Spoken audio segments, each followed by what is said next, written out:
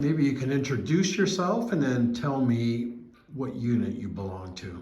I'm Tracy Macdonnell, and I'm dressed as a drummer, or bugler, sorry, of the 8th Regiment of Foot.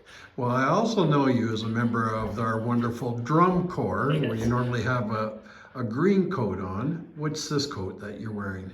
It's a red coat, bugler's coat, that somewhere through the end of the War of 1812, they were finding that buglers were being shot an awful lot more than were really good for the units, and so they decided to, rather than have them in reversed colors, they would dress their buglers in red coats like all the other guys in the light infantry, so they didn't stand out quite as much.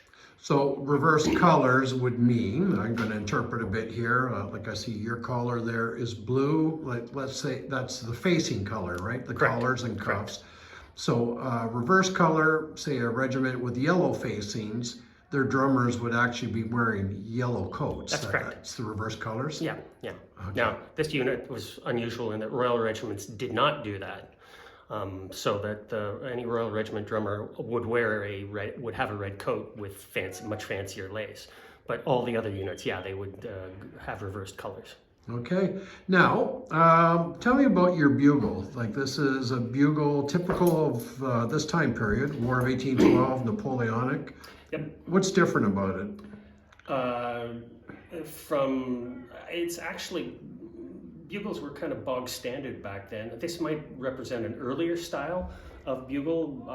Again, as the war evolved, they went into for shorter, more compact versions of bugles, but it's a pretty standard 5-note instrument that would have been able to use limited signals on a battlefield.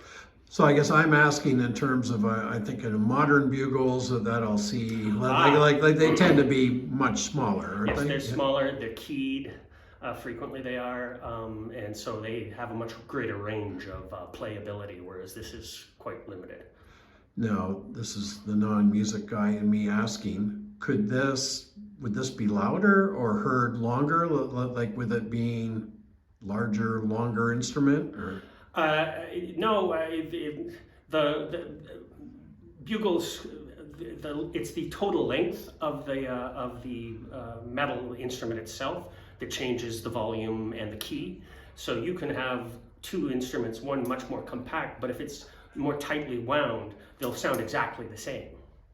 Okay, so you're not talking, I'm thinking in terms of the visible length you're talking about, including the curvature and everything else. Yeah, yeah. Oh, okay. Yeah. So it's, you can have, like I say, later styles would be much more compact, but would give you the same sound.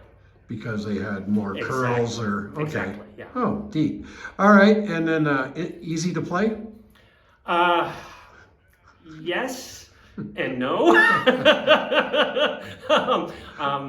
Because it's not a wood, like I have played a woodwind fife for 35 years, and the initial sound, getting sound out of that was quite difficult. But once you're there, it's not that hard. I find with this, on the other hand, that getting your lips properly positioned, buzzing them, this has been quite a challenge for me, I must admit. It's been fun, and I'm getting better. But yeah, I think this is more of a challenge for me than the fife actually was.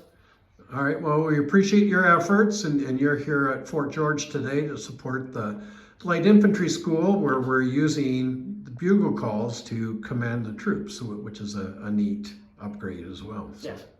All right, thank you, Tracy. You're welcome.